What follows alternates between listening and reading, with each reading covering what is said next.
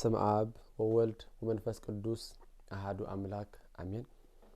ሰላም አመላ ዓለም ከንኩም ነዚ መንፈሳዊ ቻናል ተካተሉ ዘለኹም ናይ እግዚአብሔር ቤተሰብ ናይ አዲና ቅድስተ ቅዱሳን ድንግል ማርያም መፍቀርቲ ከመይቀኒኹም ከመያለኹም ቅዱስን ኃያልን ብሩኽን አምላኽና እግዚአብሔር ዝኸበረን ዝተመስገረን ይኹን። ሎሚ كم ناي እግዚአብሔር አምላኽና ቅዱስ ፍቃድ ከምዚ አብ ስእሊ ዝራኹሞ ፍቁር ሓወይ ቶማስ ዘዳለው መደብ ቢል አቅሪበልኩም ዘለኹ ሎሚ ከም ናይ እግዚአብሔር አምላኽና ቅዱስ ፍቃድ ብዛዕባ ክንዘራረቢና ቅድሚኡ ግን ዳርጋ ሰሙን ሙሉ ክባል ይቃል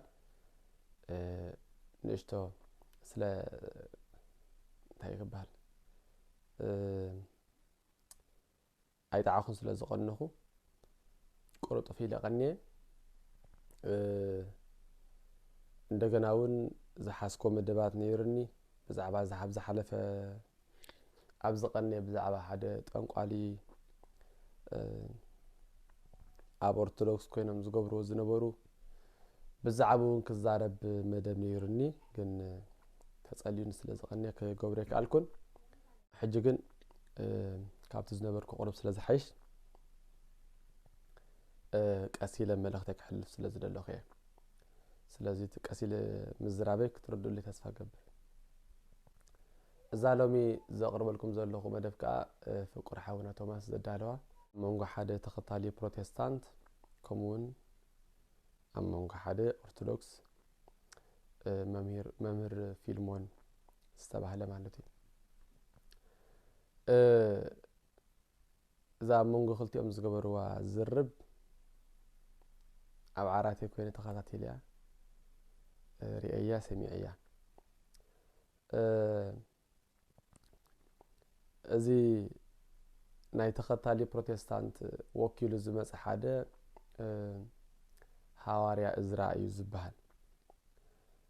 እቲ ሐዋርያነቱ ካብ ያምጽሞ መንሂብዎም ባዕሎም ካብ መዓልትና መዓልት ለዝወሃቡ ንዖም ይምልከት ነቲ ስሞም ንጎድ ንገዲፍና እቲ ዝገበርዎ ዘተት ዘቕርቦ ሓሳብ ግን ሓንቲ ንእሽቶ ነገር ክምልስ ስለ ዝደለኹ እምበር ካብ ዝግባእ ንላዕሊ መምህር ፊልሞን መልሲ ይብዎ እዩ ክብረት ይሃብካ ንብለካ ንሕና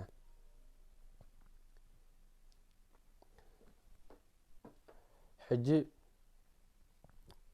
እንታይ ከቕርብ ደለ ዘለኹ እዚ ፍቁር ሓውና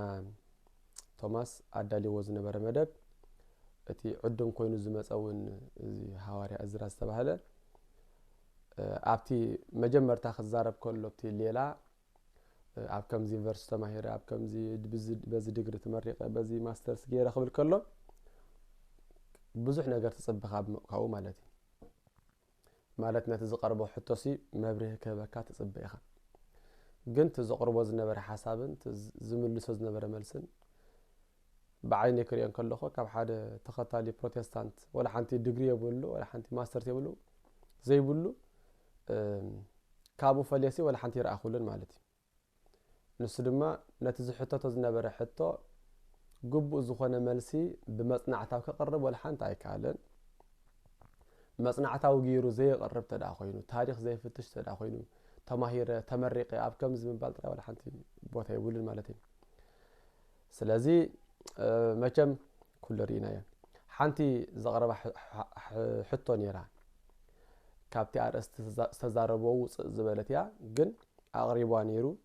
ብዛዕባ ሎ ምخا ከነዛረቢና ማለት እዩ አቡነ ተክለ ሃይማኖት ንሓደ ሰይጣን ንሓደ ጋኔን ከም ዝኣሰሮ ድሓር ከም ዘውጾ ድሓር ከም ዘዘራርቦ ድሓር ጠሚቕዎ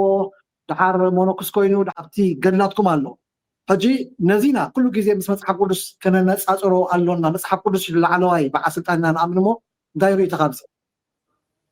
ኦኬ ጽቡቅ መልካም ጽቡቅ ሕቶ ማለት እዩ እና ግን ዝነበረ ካብቲ ክሳክት ወጽ እንዲኻ ጸኒሕካ ዘሎ ሶላ ስክሪፕቸር ኣምበር ስለ ገድላት ኣይኮነን ስለ መጽሓፍ ቅዱስ ኢና ንዛረብ ዘለና ኤንሃው ግን ንሓን ሕጽር ዝበለ ክምልሰልካ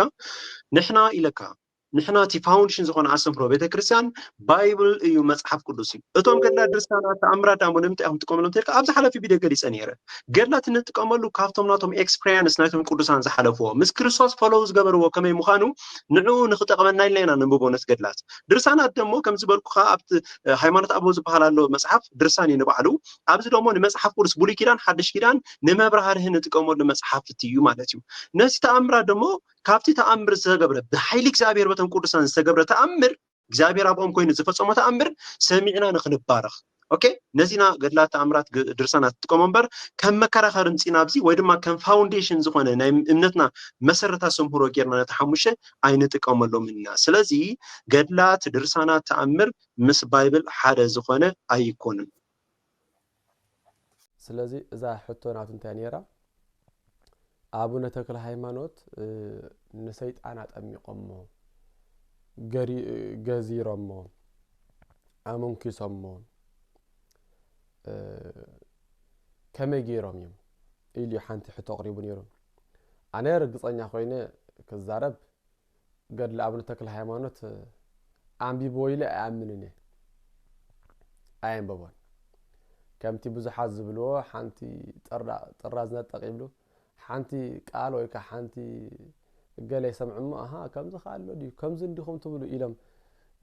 ክዛረቡ ካብ ሰምዑዎ እንተ ዘይኮይን እምበር ነቲ ገድሊ ሙሉእ ዓቕሊ ገይሩ አንቢቡ ሕቶ ፈጢሩ ለገለ ከምኡ ዝብል ርዲት የብለይን ከምኡ ከዓ ክገብር ኣይክእልኒ ዝበዝሑ ፕሮቴስታንት ከምኡ ኣይኮን ማለት ኣየንብቡን እዮም ጥራይ ሓንቲ ተድልዮም ጥቕሲ ጥራይ ወይ ከዓ ካብ ገለ ስክሪንሾት ገይሮም እዮም ዝወስድዋ ብዝኾነን ናብቲ ዘቕረቦ ሓሳብ ክኸይድ ተዳ ኮይነ ንፊልሞን እውን መምሪ ፊልሞን ሓይቲትዎ ነይሩ እዩ ግን ኣይመለሰሉን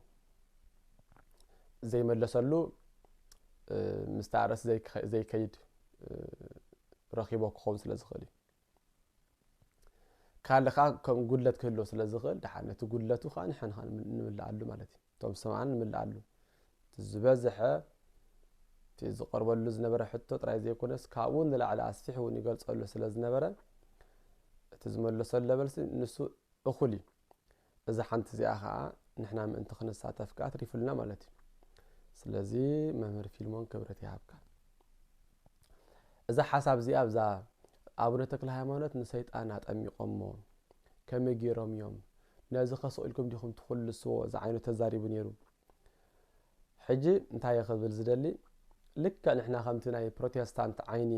ብናቶም ከምናቶም ርኢና አቡነ ተክለ ሃይማኖት ንሰይጣን አጠሚቆሞ ዝብል እምነት እንተዝህልወና ነይሩ ብፍጹም ክንቅበሎ ኣይንኽእልን ምስኦም ከዓ ጥጦም በልና ማለት እዩ ምክንያቱ ሰይጣን መንፈስ ምዃኑ ሰይጣን ዘይጭበጥ ዘይረአ ዘይድህሰስ ምዃኑ ሰይጣን መልአኽ እዩ መልአኽቲ ድማ ኣይረአዩን ኣይጭበጡን መናፍስት እዮም ስለዚ ኢና ብፍላይ ኣብ ኦሪት ዘፍጥረት ዘሎ እቶም ደቂ ኣምላኽ ድማ ምስ ደቂ ሴት ተራኸቡ ክብል እንከሎ እቶም ደቂ ሰብ ምስቶም ደቂ ኣምላኽ ርክብ ገበሩ ክበሃል እንከሎ ገሊኦም መላእኽቲ ምስ ሰባት ርክብ ገይሮም ክብሉ እንከሎ ንሕና ግን መላእኽቲ ስለ ዘይዋለዱ ኣይዋሰቡን እዮም ስለዚ መላእኽቲ ዘይኮኑስ ደቂ ሴት እዮም ኢልና ንትርጉሞ ጎይታ እውን ብዓቢኡ ብዛዕባ ሓንቲ ሰበይቲ ድሕሪ 7 ሰብኣይ ኣትየ ነይረኣ እሞ ሕጂ ግን ሞይቲ እሞ ብግዜ ትንሳኤ ሙታን ንመን ክትከውን እያ ኢሎም ምስ ሓተትዎ ብግዜ ትንሳኤ ሙታን ሰባት ልክዕ ከም መላእኽቲ ኣምላኽ እዮም ዝኾኑ እምበር ኣይዋሰቡን ኣየውስቡን ኣይእትውን ኣይተኣታትውን እዮም ኢሉ መሊሱሎም ስለዚ ሰይጣን ድማ ክግዘር ኣይክእልን እዩ ክጥመቕ ኣይክእልን እዩ ክድህሰስ ኣይክእልን እዩ ኩሉ ነገር ክገብር ኣይክእልን እዩ እሞ ከምኡ እንተደኣ ኮይኑ እዚ አቡነ ተክለ ሃይማኖት አጠሚቆሞ ዝበሃል ዘሎ እንታይ እዩ ተተባሂሉ ከዓ ሓደ መፍትሒ ይመጽእ ማለት እዩ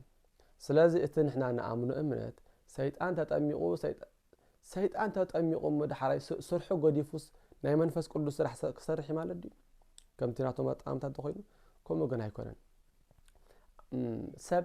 ብተግባሩ ሰይጣን ይበሃል መልአኽካ ይበሃል እዚ እንደይቶም ፕሮቴስታንት አይፈልጥን ንሕና ኦርቶዶክስ ግን መን ፈጠረካ ስላሴ ክንደዮም ክንማሃርን ከለና ናይ ሰብ ግብሪ ምስ በጻሕካ ሰብ ብግብሩ እንታይ ይበሃል ملاخ يبهال سيطان كا يبهال انتاي انت جبر ملاخ يبهال انتاي انت جبرخ سيطان يبهال زي إلنا نهوب الزرزر الله سلازي ازي سيطان زبهال زلو دمان سبي بزي ترتر اي هالونا التطميقو زبهال زلو سغا زلو كمانا زقساقس አካል ዘለዎ ክግዘር ዝኽእል ክድህሰት ዝኽእል ሰብ እዩ እንተኾነ ግን ካብ ፍጹም ምስ ሰይጣን ምውሃዱ ዝተላዕለ ልክ ዓለው እኮ ጠንቆልቲ ኮሎ ኣብ ሓደ ቦታ ተረኺቦም እናበልካ ኣብ ካልእ ቦታ ክርከቡ ዝኽእሉ ኣብ ካልእ ቦታ ክኸዱ ዝኽእሉ ብመንፈስ ማለት እዩ ልክዕ ከምቲ ቅዱሳን ንኣብነት ነቢ ኤልሳ ኣብ ሶርያ ኮሎ ኣብ እስራኤል ኮሎ ኣብ ሶርያ ዝግበር ዝነበረ ዝፈልጥ ዝነበረ ብሓይሊ እግዚአብሔር ከምኡኻ ኣጋንንትኻ ኣብ ገዝኦም ብጥንቁልንኦም ብመንገዲ ሰይጣን ክፈልጦሉ ዝኽእሉ መንገዲ ኣሎ ስለዚ እዚ ኣጠሚቆሞ ዝበሃል ዘሎ ሕፅር ዝበለ ሰብ እዩ ግን ሰብ ብብቕዓቱ መልኣኽ ክኸውን ከሎ ምሰይጣን ርክብ ተዳጊሩኻ ናብ ሰይጣን ጽጋዓሉ ስለዝኾነ ናይ ሰይጣን ጠባያስካ ስለዝወሰደ ሰይጣን ተባሂሉ እዚ ኸ ብግብሩ እምበር ብተፈጥሮ ኣይኮነን ማለት እዩ ዳሕራይ ግን ናብ ልቡ ምስተመለሰ ኣጠሚቆሞ ይብል ኣጠሚቆሞ ገዚሮሞ ኸ ይብል ዳሕራይ ኣብ መጨረሻ መንኪሱ ስምንኩስን ኸ ክርስቶስ ሃረዮ ክርስቶስ መረጾ ኢለን ከዓ ስም ከም ዘውፅሉ ኸ ይዛረብ ከምዚ ዓይነት ነገራት እዚ ሰብ ብተግባሩ ምጽዋዕ ኣብ መጽሓፍ ቅዱስ ኣሎ እዚ ሎም ንሪኦ ዘለና ኸ ማለት እዩ ንኣብነት ኣብ መጽሓፍ ቅዱስ ተራኺድና ኣብ መጽሓፍ ቅዱስ ኣብይ ኣሎ ከምዚ ዓይነት ነገራት ወይ ከዓ ሰብ ብሰይጣን ጽዋዕ ኣሎ ኣብይ ኣሎ እንተዳ ኢልና ጎይታ እኳ ተጠቂሙሉ ክልቲ እዩ ጎይታና ኢየሱስ ክርስቶስ ክብሪ ይኹንና እንታይ ኢሉ ኣብ ወንጌል ማቴዎስ ምዕራፍ 16 ካብ 23 ዘሎ ጎይታና ክተሓዝየ ክስቀል ድሕሪ ሳልስቲ ኸ ብኣይሁድ በቶም ሊቃናት በቶም መራሕቲ ክተሓዝየ ኣብ ሳልሳይ መዓልቲ ክትንስየ እናበለ ብዛዕባ ሞቱ ብዛዕባ ትንሳኤኡ ብዛዕባ ናብ ገሊላ ከም ዝቅድሞም ኩሉ ክዛረቦም ጀመረ ሓደ ካብ ማእከሎም ተንስዩ ጴጥሮስ ሓሰለከ እግዚኦ ኦ ጎይታ እዝስ ብፍጹም ኣባኻ በኣይኹን ኢልዎ ሽዑ ጎይታ ጠመቶ እንታይ ኢልዎ ሽዑ ትፈልጦ ስለ ዝኾንኩ ሰይጣን ኪትካ ባይርሓ ንስኻ ናይ ሰብ እምበር ናይ ኣምላኽ ኣይተሓስብን ኢኻ ኢልዎ ዝዛረቦ ዘሎ ብዚ ንጴጥሮስ እዩ ስለዚ ንጴጥሮስ ሰይጣን ክብሎን ከሎ ወላ ካልእ ብዙሕ ትርጓሜታት ንህቦ እኳ እንተኾንና ሰይጣን ዝበሃል ዘሎ ግን ጴጥሮስ እምበር ካልእ ኣይኮነን ጴጥሮስ ዝዛረቦ ዘሎ ናቱ ሓሳብ ዘይኮነስ ናይ ሰይጣን ሓሳብ ብኣፍ የውፅእ ስለ ዘሎ ሰይጣን ንስኻ ናይ ሰብ እምበር ናይ ኣምላኽ ኣይተሓስብን ኢኻ ኢሉ ተገሲጹ ጴጥሮስ ካልኣይ ኣብ ወንጌል ዮሃንስ ምዕራፍ 6 ቁፅሪ 7 ካብ ዘሎ ኣብኡ ድማ እንታይ ኣሎ ብዛዕባ ጎይታ ብዛዕባ ስጋኡን ደሙን ምሂሩ ኣብ መወዳእታ ኩላቶም ክገድፎም ጀመሩ ጴጥሮስ ሽዑ እንታይ ኢልዎ ጎይታ ኩሎም ክገድፎም ይኸዱ ኣለዉ ኢልዎ ሽዑ ጎይታ እንታይ ኢልዎ እሞ ንስኻትኩም ክትከዱ ትደልዩ ዲኹም ጎይታ ንስኻ ናይ ዘለኣለም ህይወት ቀር ኣለካ ንዓኻ ሓዲግና እሞ ናበይ ክንከይድ ኢልዎ ጎይታ እንታይ ኢሉ ንኹላትኩም ዝሓደኹኹም ሲ ኣነ ዶ ኣይኮንኩን ሓደ ካባኻትኩም ግና ዲያብሎስ ኢሉ ሓዝዕጅ ሓደ ካባኻትኩም ግና ዲያብሎስ እዩ እዚ ሓደ ካባኻትኩም ዲያብሎስ ዝበሃል ዘሎ ኸዓ ይሁዳ እዩ ይሁዳ ሕጂ ሕቶናሲ ይሁዳ ዲያብሎስ ድዩ ይሁዳ ሰይጣን ድዩ ናይ ኩላትና መልሲ ኣይኮነን ይሁዳ ዲያብሎስ ኣይኮነን ሰይጣን ኣይኮነን እንታይ ዳ ብምንታይ ዳ ሰይጣን ኢልዎ ብምንታይ ዳ ዲያብሎስ ኢልዎ ተባሂሉ ግን ብተግባር እዩ ናይ ሰይጣን ናይ ዲያብሎስ ተግባር ካብ ዝገበሮ ወይ ድማ ካብ ሓጢያቱ ዘይምንሳሕ እዩ ዘይምምላስ እዩ ዘይምጣዓስ እዩ ናይ ይሁዳ እውን ተግባር ብዙሕ ከም እዩ ጎይታ ብዙሕ ግዜ ንኽምለስ ይነግሮ ነይሩ ክምለስ ግን ኣይከኣለን ስለዚ ንኹላትኩም ኣነ መሪፀኩም ኣለኹ ካባኻትኩም ግን ሓደ ዲያብሎስ ኢልዎ ስለዚ ሰብ ብመልኣኽ ክጽዋዕ ይኽእል ብተግባሩ መልኣኽ ክባሃል ይኽእል ሰይጣን ካ ክባሃል ይኽእል لكع بيتروس سيطان كم استباهله يهودا خا سيطان كم استباهله معناته ስለዚህ እዚ አቡነ ተክለ ሃይማኖት የሚቆመው ዝባል ዘሎ خا መንፈስ ሰይጣን በተፈጥሮ ሰይጣን አይኮንም በተፈጥሮ ሰይጣን ኔሮ ተዝኸውን حقكم نيركم نحن هو مساخم مخنامو سيطان داخم يغير طمق يخل ملنا ግን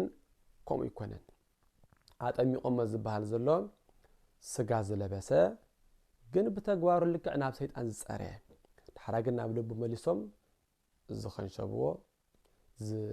ዘጠመቅዎ ክርስቶስ ሃርዮ ኢለንካ ዘጠመቅዎ ናብ ገዳምካ ዝሰደድዎ ማለት እዩ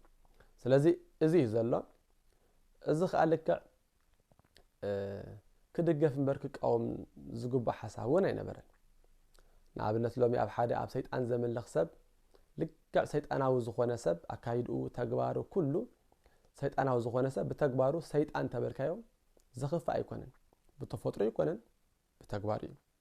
بدحريو كاب كمز نجر زاوصي خناب كريستنا ناب قنع منقد تمرسن كلخا حدا زترخ تاريخ بقى حدا فصم سيطان زنبره دحراغن بكل ناب كريستنا زمصه انت دايلوس قدمو سيطان زنبره خمي غيرو كريستيان كون يخليلنا منالوات كنكراخر نخل نخون اتا حسابت ግን اقدمو لك عبناي سيطان حساب زنبرمو دحراغن ناب قنع منقد استملسه زبل اغلالص ازلو معناتي ስለዚህ نحنا نردو خا بخوم يمو كمتي نسخاتكم تردو زلخم انت نردو نيرنا ወይ ድማ ኮም ተዝኸውን ጽቡቕ ነርኩም ግን ኣይኮነን ስለዚህ ዳሕራይ ክታይ ከብል ደሊ ሓደ ግዜ ነቲ ንሕና ንትርጉሞ ወይ ካነቲ ንሕና ንርዶ መስፈረጥኩሞ ብወዳ ጽንዑ እምበር በቃ እትናትና ዝበልናይ ሓሳብ እንተ ዘይኮይኑ ኖኖ እዚ ኣይኮነን ኢልኩም ክትከራኸሩ ወላ ሓንቲ እዚ እንታይ ዝባል መሰሉን ይብልኩም ክትከራኸሩ ማለት እዩ ሰይጣን በተፈጥሮ እንተ ንብል ክትከራኸሩ መሰልኩም ሰይጣን ኣይኮነን ኢልና እናራዳናዮም ከለና ግን ኖኖ እዩ ኢሎም ኣብቲ መጽሐፍትናት ከረድና ክፈትኑ ገለግን ይገርም ብዙኾነቲ ተሐሳብ ነዚ መስል አምላኽና እግዚአብሔር በዛ ቅዱስ እምነትና ኸጽናዕና ተሰናይ ፍቃዱ ይኹነልና ናይ እግዚአብሔር ምሕረት ናይ ደና ቅዱሳን ድንግል ማርያም አማላድነት ናይ ኩሉ ቅዱሳን አባትና በረኸቶም ምስኩላትና ይኹን ወስብሐት ለእግዚአብሔር